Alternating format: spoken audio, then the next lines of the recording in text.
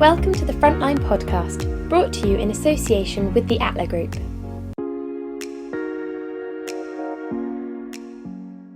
Hi, and Jamie. Thanks for joining me today to have a conversation about all things bikes, which we know you love to talk about. We'll start off with some basics. So, Jamie, we can start with yourself. Perhaps for our audience that would like to think most people are familiar with the TT, but those that aren't, how would you describe the TT? What is it? What is it? Yeah, what is it? It's a road race on public roads what get closed.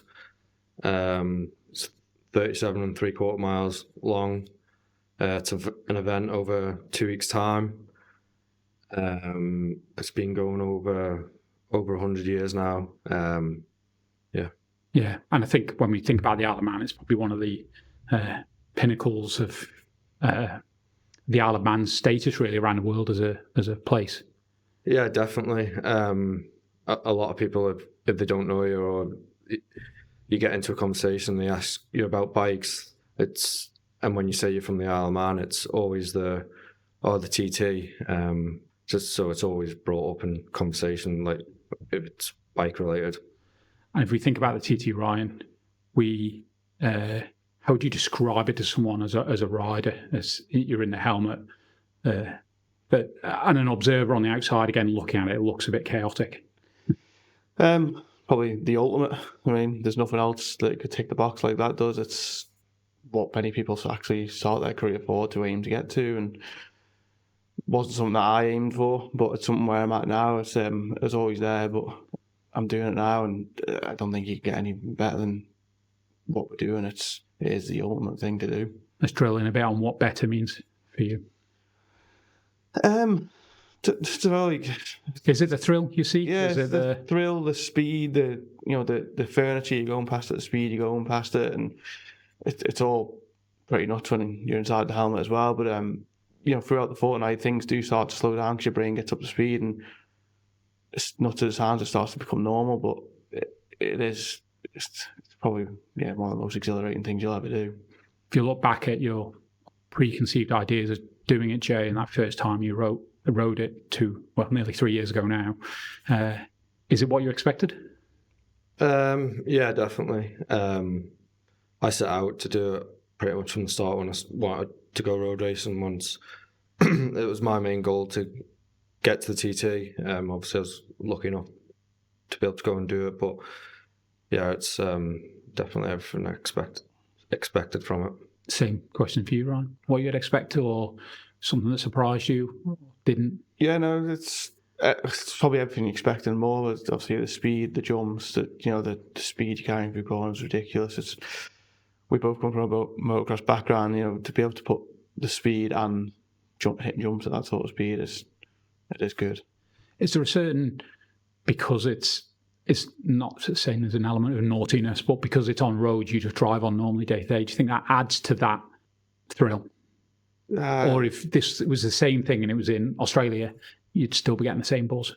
It's hard to say, innit, because I guess the furniture around you gives that extra bit of buzz, but I'm pretty sure if you had a gravel trap everywhere to fall into, everyone would be doing it because of the stuff you get to do. And straight off the start line to 160 mile an hour down rail, and the bike bottoms out and then jumps out the other side within a minute of leaving the start line. I think someone said it to me once, if everyone races on the edge like they do around TT, if you put the TT on stilts, would they still go to that same limit? Are they going to fall off a cliff? But it's hard to say, isn't it? It is a good thing that you wouldn't replace it anywhere else, I don't think. Do you think there's an attraction in there then about the fact it doesn't have gravel traps? Is that, I appreciate that's just, but there is no room for error. Do you think that's part of the pull? I don't know. It is, but it isn't, because you don't want that. You set off as a rider, and as weird as it is, all that furniture around you, it's all going past you at mega speed, but there's no thing, if I hit that, this is going to happen. It becomes just another circuit, basically. You don't think about it, it just is what it is. Yeah, right. So let's talk about preparation for this year. Maybe we'll start with you, Jamie. 3 years in now, a veteran now of the TT, but look, I think we all know it's, at this moment in time, it's a hobby at the end of the day, isn't it? So when it comes to funding and things like that, and we'll get onto that, it's very much self and support. So when you come at preparation, you've got a day job to do, day to day, and trying to fit fitness in around that, securing your own bike and perhaps riding other people's bikes. So where are you in that cycle? No pun intended. Well, I've had quite a bit of stuff of personal life change recently, so I've not been able to do probably as much as what I would want to have done, because that's swallowed a lot of my time up. But this year I've gone away from like a gym program sort of to basically just doing as much as I can on a motocross bike. I've been doing at least twice a week, and then the odd time in the week when I've been able to get out, I've been going out in the afternoon. So I've been trying to aim to do at least get on a motocross bike at least 3 times a week. And it's all where we train over here. It's all sand, so it's all very hard and like very physical for your body. So I'd say it's like one of the best tools to prepare yourself in fitness wise towards the TT anyway. And riding wise, preparation or having bikes, where are you in that? Yeah, so I've raced the first 2 meetings at Derby. I've done a couple of track days as well up there. Just not in a position to. I'd love to be able to get over to the UK before TT, but a lot of my personal life's been swallowed up at the minute with other commitments. And funding wise, it's just not been possible. So yeah, just been doing as much as we can basically at home. Okay. And for yourself, Ryan, see, first year last year, made a splash, I think it's fair to say as well. How have you prepared maybe differently, and how are you preparing for this year? Yeah, going back to last year, me and Jamie, as he just says, we run motocross bikes a lot, and we both went away at Easter weekend last year, and we both came back injured, and that was the end of my training and his, and I probably went into TT the most unprepared fitness-wise I've ever been, and it did take a toll on me. It's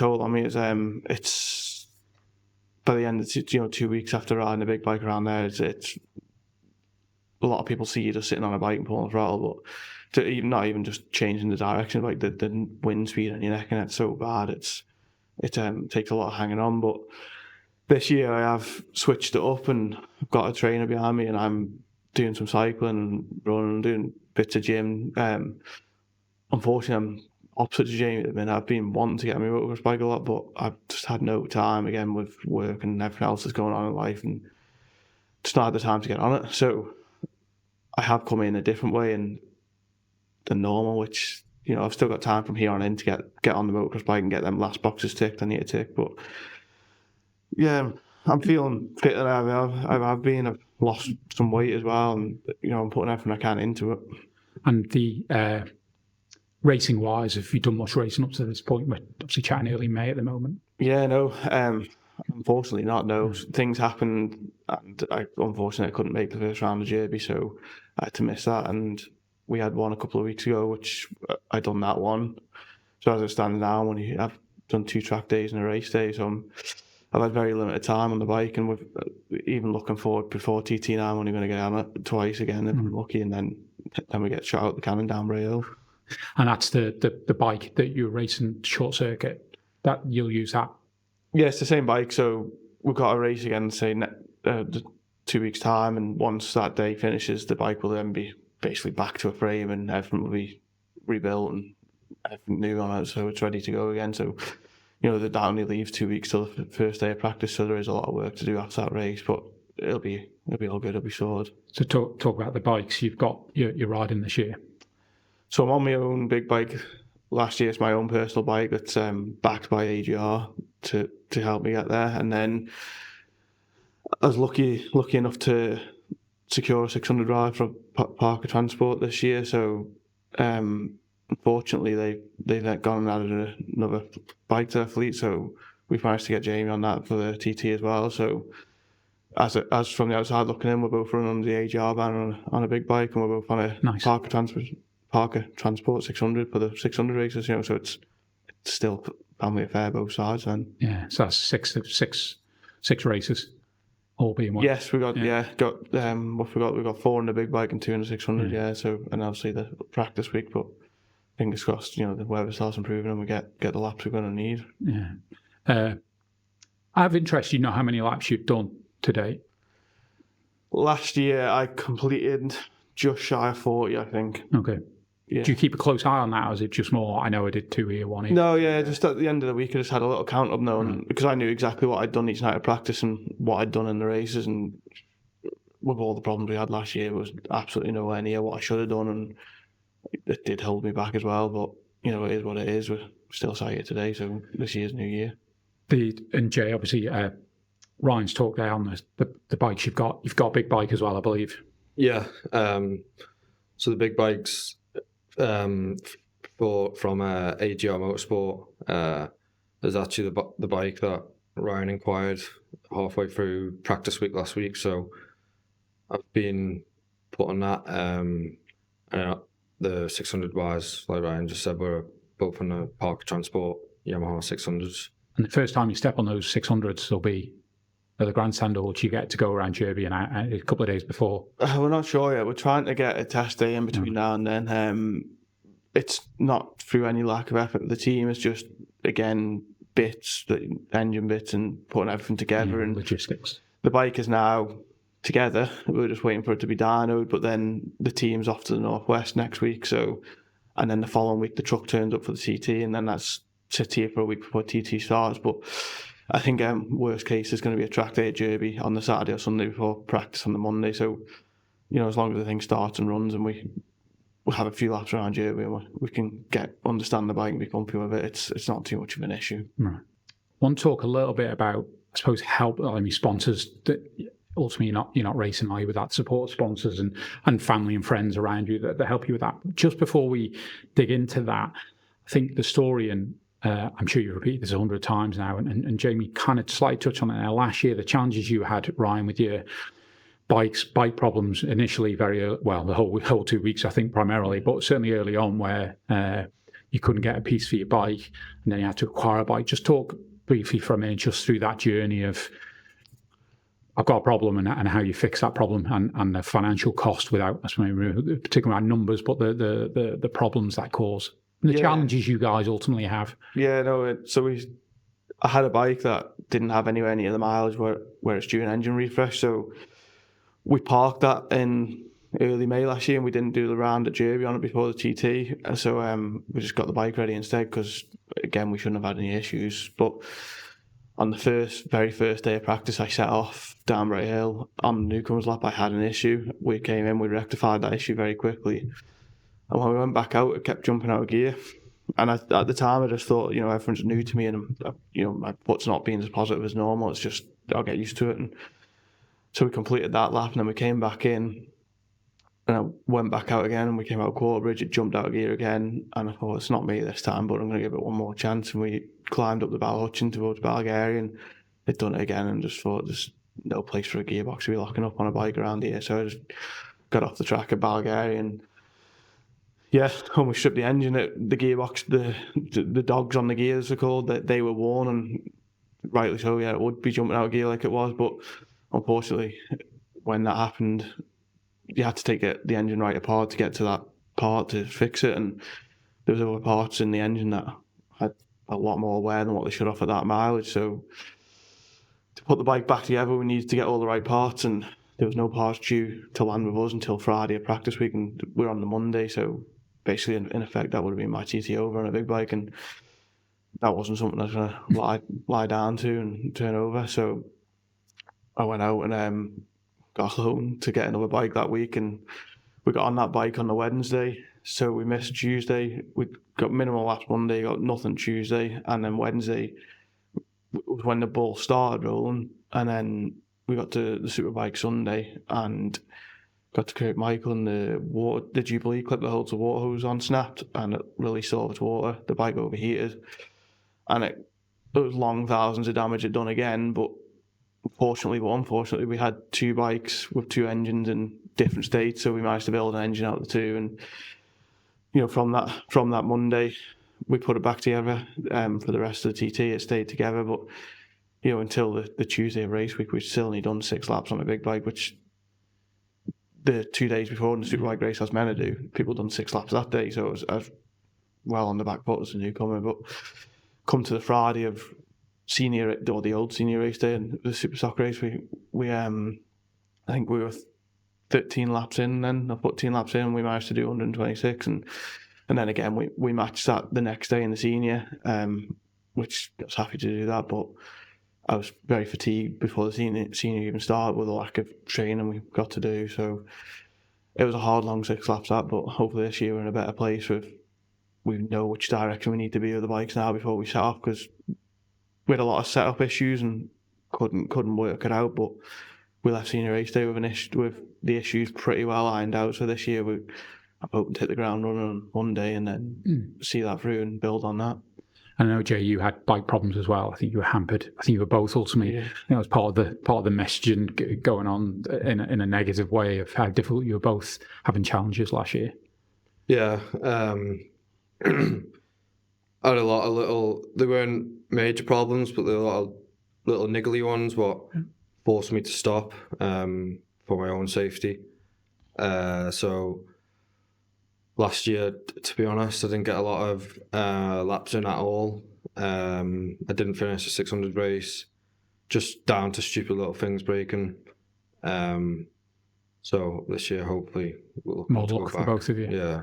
So that then brings on, and I think when we talk about that, you getting a loan ultimately and buying a new bike, which I think on the outside is mind blowing. Really, probably still debt you're trying to sort out to this day a year later. When we then think about the support you get from sports clubs, your sponsors, how and the Atla man, and wider you, obviously the guys you've been provided 600 bikes. I presume, I mean, they are all lifesavers ultimately for you guys to be able to chase your dream. Yeah, ultimately can't do without any help, but we're very fortunate in the previous years that the business was so strong that we didn't rely on too much help. But then nowadays, obviously the world's changed for everyone, and with what's going on, it's a very, very hard sport to be in. And I find it very hard actually asking people for money to come and help me do my sport. But I guess we're taking steps in the right direction. Everyone's professional, and people are getting the good publicity out of it as well. So it's been hard, but again, without the people that's now come on board to get behind us, we actually put a PayPal link up last year towards this bike that I bought, and the money I had to put up front before I could get the loan, basically, I managed to achieve getting that money back. So without these people just chipping in, people, I don't think they realise how much help 20, 30 and 50 quids are. They all add up, and it's can't do without it. And yourself, Jay, I know you touched at the start there about your own commitments personally, which is business related primarily, and setting up your own business, and that's a challenge in itself. Building client bases, doing that. So then that extra financial commitment of bikes, I guess, is challenging. Yeah, it's definitely hard. Probably not chose the right time to set up and go by myself with TT being so close. Obviously, being a business, it's at the very first stages of it, so it's just trying to get your cash flow in to start off with. But obviously, I'm only at the start, so it's starting to work out. But I'm still at the very early stages, so it's a bit challenging, definitely that way. Yeah. So Ryan, last year you mentioned the 126 lap. You ended up the RST newcomer. Whether that applies pressure for you mentally or not, but just talk us through that experience. I don't know what your expectations before the TT last year, but to have that accolade and what it looks like going forward for your own career. Yeah, to have a company of that size behind me is massive, and the support they've already given me for this year, the safety equipment I get between the helmet and the levers, etc., it's massive, and it's a massive expense out of my budget that I've been able to save this year, so that is big. But does it apply pressure? No, it doesn't. The Star of Tomorrow award, I've seen many people win it, and never did I think that I'd be in the TT to win that sort of thing. Nor did I think I'd lap the speed I did with all the problems we had. We were basically banging out against a brick wall all practice week, and as we said, race week turned around and it came good, and then to be stood at the grandstand waiting for your trophies that night for the senior and stuff, but to be called up for that award was pretty special. I know, obviously, there's brothers. I know you two guys. There's not a massive amount of competitiveness in there. So I suppose, as Jamie, you had struggles last year, just bike issues. The year before, were a strong performer as well in the 600 class from the year before as well. How's that? I'm sure you're very happy for your brother, but you're smiling. But how do it's ultimately, like you say, you've got bikes as one garage again. I presume that's ultimately if you're both succeeding and riding safely, which is ultimately the most important thing here. It's an enjoyable journey. Yeah, it was very hard. Obviously, yeah, I'm happy for my brother. Obviously it turned around and went good for him. At the time, nothing really went into place for me last year. So at the end of it, it was mentally tough. Yeah. I don't think I got back on a road bike till late August, start of September time, somewhere around there. Just the amount of money, effort, time spent preparing, trying to get sponsors to obviously help, and then just feel like you sort of let people down as well that have helped you.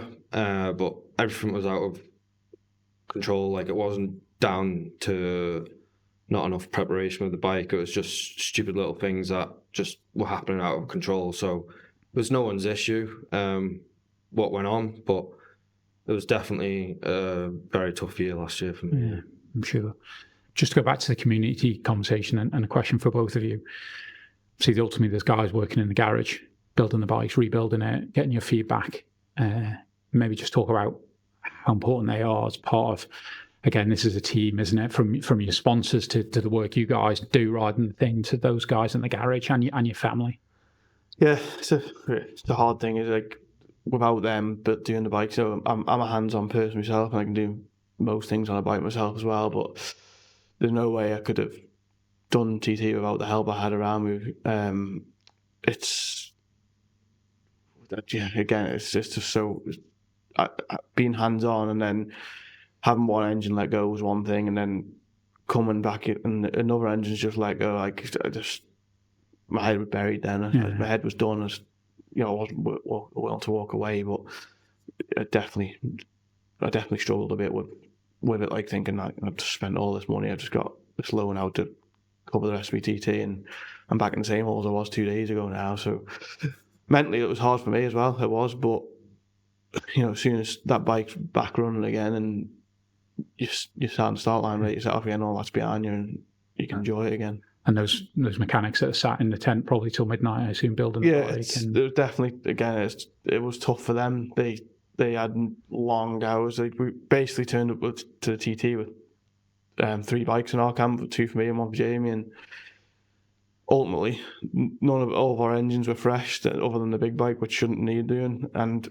it should have been quite a plain sailing of just pads, oils, chains and sprockets and stuff, where not engines in and out of chassis all the time. And unfortunately, like as I said for Jamie, he had one of them years as well, whereas his engines were in and out as well as mine. It wasn't just me. So it's not only for the mechanics, it's tough, it's their family as well. They've still got missus and kids at home waiting for them to come home, and for them to understand that basically it's selfish for me and Jamie, we need this work doing, or we can't go out tomorrow. It's a lot on the family pressure for them as well. And as part of that, then see, I'm sure the guys love who doing it, love the bikes as well, and doing that support. But you guys, I guess, trying to show gratitude to those guys for their work and their effort. And whether they're paid or not, I'm not sure, but just that not thankless task, but I guess they bask in the glory of finishing the event, because that's the first biggest challenge, isn't it, to get home safely. But I assume they're part of that team, and try and show them as much gratitude as you can. Yeah, you definitely try to. I probably change a bit as a person in TT. Not in a bad way, but I just like to keep myself to myself, and I go pretty quiet. Don't say a lot of words. Not that I speak a lot of words anyway. But they know how grateful you are. Yeah, it's tough, but it's tough for everyone, not just ourselves. Yeah. Okay. And then just the last question we just want to talk about, and I appreciate sometimes it's not always a question you guys like to talk about, but we're going to ask it anyway. It's like I suppose what you call the thrill and risk of road racing, because that is part of the territory. We touched on it briefly at the start there, and again from an outsider's point of view, let alone that, then you add in this financial burden of doing it. You kind of look at what the hell. So do you think let's start with the word mindset. Your mindset's different from other people? Do you think you need to be wired a particular way to do what you're doing, or purely because you love the bikes, this is just controlled risk that you take and are willing to accept? It is a hard question, but from the outside looking in, it is mental when you're sat on the bike. As long as something in front of you has not happened, it's sort of in your hands, so it's up to you not to take it to that step where you're going to be in them situations. But for me, I struggled on the first day emotionally because having a kid and stuff. It was hard, but I also look at life as when your number's up, you're up. You've got to live every day like you want to. We could sit here forever, and unfortunately, many people get diagnosed with the horrible diseases that go around, and they get dragged down in a matter of months. And you can't live a sheltered life. You got to enjoy it. It's not TT. It's not something I'm looking at doing for the next 20, 30 years. I'm in it now, and whilst I'm in the moment, I'll give it everything I've got while I'm there. But I want to get in, enjoy it, and get out and say I've done it, and go and sit on the edge and watch again. Yeah. What about yourself, Jay?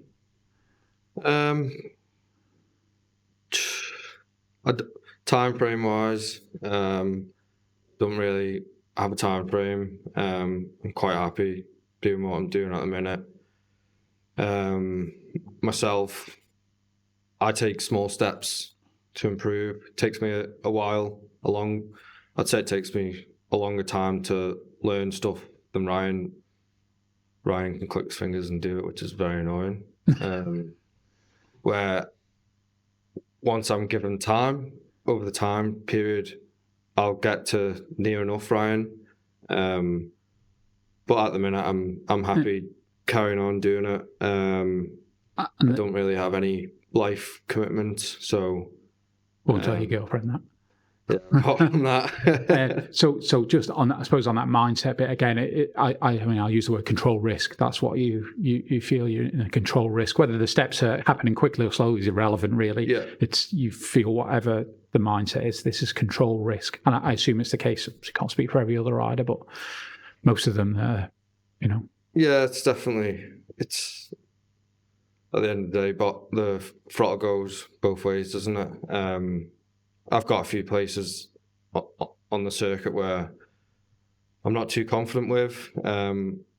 Since my newcomer year, I put a mental block in my head in a few places. So when I'm coming up to them places, I'm well aware, extra aware than I am in other areas, just to take more precaution. Yeah. Where do those mental blocks come from? Is that like you had a wiggle before, or just... No, just when I was learning it, when I was learning the circuit, a couple of places just where you can't see this curb, I just roll off a little bit. There's places where you miss apexes when you're going in, but it looks like you should be turning in there. Yeah. Yeah, okay, so sort of trusting your instinct that you're tilting at this point when your logic part of your brain goes, this feels too early or too late or whatever. Exactly, yeah. Interesting. Okay. And then just to finish off, I know, Ryan, you did a podcast recently and you won't, and you shouldn't, and they don't, about aspirations moving forward, but it's consistent gains, let's call it, if you can improve on what happened last year in regard to speed and the 2 weeks, the replica here and there, that's a successful TTV. Yeah, it would be, as long as you got your replicas and you're happy and you finish races. But I did go into last year with a silent goal, and if any rider sits around this table and tells you they haven't got a goal or a liar, otherwise they wouldn't be there. I went in with a silent goal of 125 last year, which obviously with the problems I had, I thought I was slipping through the net quite quickly, but we achieved that. Because I achieved that, I probably overachieved what I think I should have done anyway. But this year we're not sat here thinking we're going to go and do 130 because that's not realistic whatsoever. If I can build on that, if I can take another 10 seconds off, which just for 27, that would be great. It's as we've said, it's the long game here. We can't put the front and go into the gravel and pick the bike up and go again. We've got to walk before we can run around this place. So just baby steps. We go a little bit each year. I'd be happy. That's kind of what you touched on there as well, Jay. Just basically baby steps, and just take year by year. As long as I'm going faster every year when I'm coming back, I'm happy. Sorry, one more. The last question. I think last year in one of the races started behind each other. I think you said it, Ryan. It wasn't particularly something you wanted to do. But is it? And I suspect if you then look at it in hindsight, that experience of being together close on the track and returning home is an experience that, the experience of just riding is one thing, but then to share that experience with your brother. Yeah, as we touched on it, but probably the most unreal thing you'll ever get to do in your life, but at the same time, not something you want to do. Jamie's in the most unfortunate position because he's going in front of me. So, yeah, I got to sit on the start line and watch him disappear off down rail, and then the next time I seen him was the Cronker body, and then I seen him, I think we were going down Sulby Straight, maybe I seen him tipping off there, and then just on the run into Ramsey, I just seemed to have a little bit of an edge on him. I could take a bit out of him then, and both races, by the time we got to Palm Square, we were together. And you got photos of you together? Yeah, there's a few. There's not, to be fair, there's not a lot, but there's a few. There's one from the first race, second race, Jamie let me past at Palm Square, and then the first race, I wasn't right on him by there, so he's aware of it, but not close enough to make a move. We came up towards the gooseneck together, and we came out of Waterworks 2, heading up to the next right-left end. Tower Bends. Yeah, that's it. And there's a photo that only Jamie, because I obviously trust this riding, I am that close up Jamie. Oh, right. Like, looks like I'm sat on the back of his bike, but yeah, there's not many. There's not as much as I would have liked of us being together, but to obviously now sit here and we've done it, and hopefully it doesn't happen again. But to look back in the videos and the photos is pretty cool. Yeah, and if you think like that moment when and I guess because the TT ultimately it's a time trial, isn't it? So what anyone else is doing is really irrelevant, isn't it? And is that when you're thinking about that, brother starting behind me, but it's still like time trial mode. I've just got to do my thing, and that's it, and not worry about whether he comes back past you or not, as the case may be.